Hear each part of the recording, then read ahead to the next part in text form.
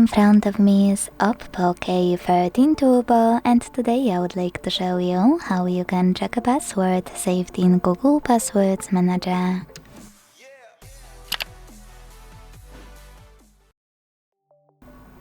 If you forgot any password because it constantly autofills, don't worry, you are not the only one. So I will show you exactly how to find Google Password Manager on this device.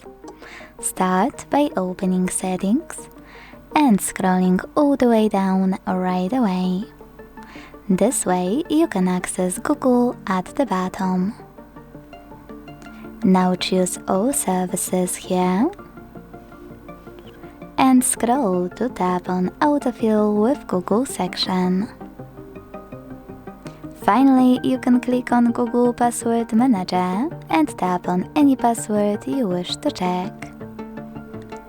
Enter your screen lock and tap on this eye icon next to your password to make it visible.